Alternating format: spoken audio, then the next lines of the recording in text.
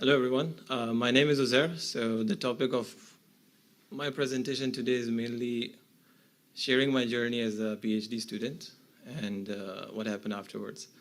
So you have seen like what NUS has to offer, and secondly, what are some of the considerations that or questions you should be asking before you start a PhD. So I'm just going to cover what I did and where I am today. So just starting with a brief intro about myself. Originally, I'm from Pakistan. I did my bachelor's in electrical engineering, graduated as the valedictorian, but the discipline I did it in was electrical engineering, and my feeling was I should have studied computer science. So fast forward to my master's program, I actually went to Italy at the Politecnico di Milano University for my master's in telecom. Didn't like, dropped out, came back to Pakistan. So I'm a dropout as well. And this was in mid-2016, and I was back to square one, started to apply for scholarships mainly. And fortunately, I got a direct PhD scholarship offer at NUS. So in 2017, Jan 2017, I came here. The topic was security and privacy within the cyber physical systems.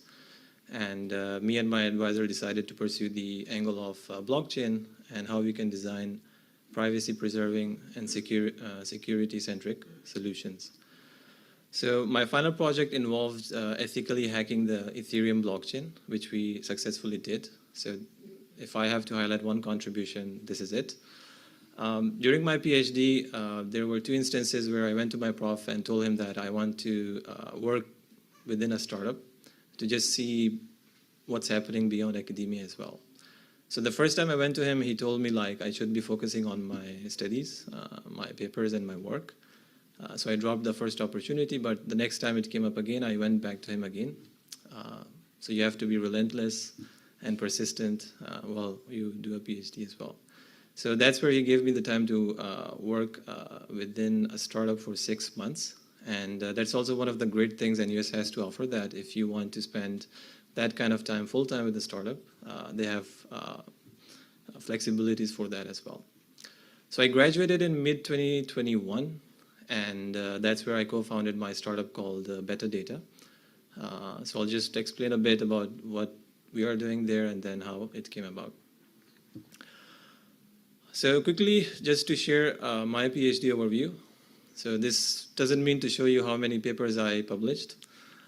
If you just look at the bottom of the screen, I don't think it's too small, but for the first 3 years of my PhD, 2017, 18, 19, I didn't have a journal publication.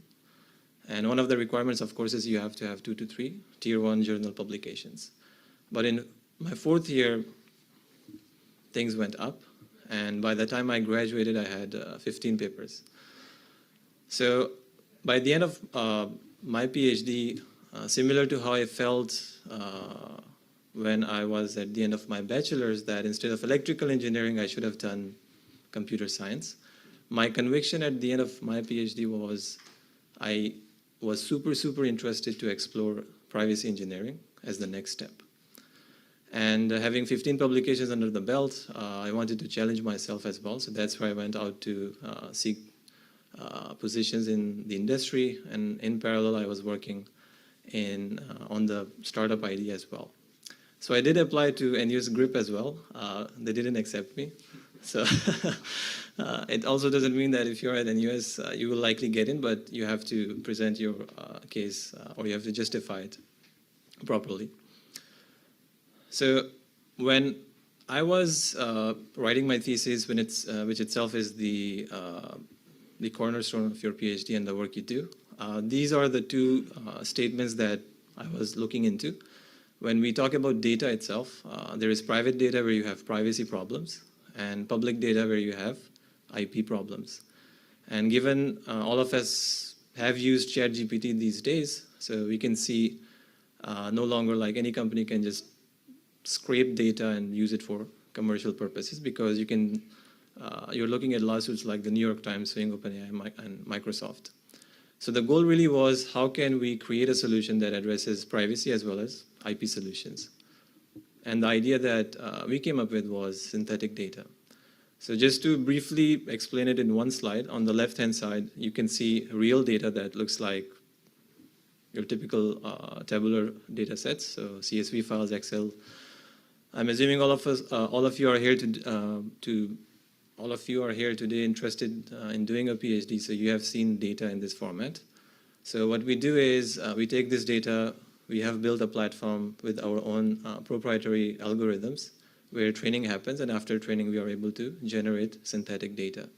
So it's similar to how you ask ChatGPT a question and it gives you a very realistic answer. In our case, we take proprietary or private data that companies have and we churn out artificial data out of it. But at the same time, real data has privacy implications, synthetic data has no privacy implications. So companies can now use data or repurpose it in ways that they previously could not. So globally speaking, financial and healthcare data as well as governments are the sectors most interested or most or suffering from these problem statements. So those are the sectors that we are targeting. So right now, this is just a composition of our team. So on top, you can see Prof. Biplab. So he was my supervisor during my PhD, and he's our R&D advisor with the startup as well. And within our AI team, we have already published Tier 1 publications.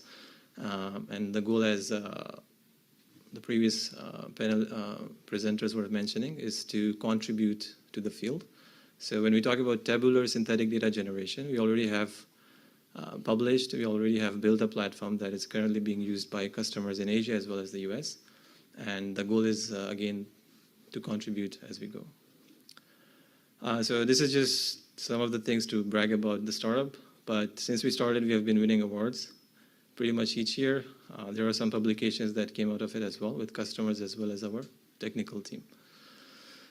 So yeah, today we have the honor of being the only such company in Asia. And the reason for me to share this with you is when we talk about contribution, of course, there is nature and then nurture as well. So what I am able to achieve today, and US has a pivotal role to play in it. And if you want to decide to do a PhD, then in my opinion, it's one of the best places to be.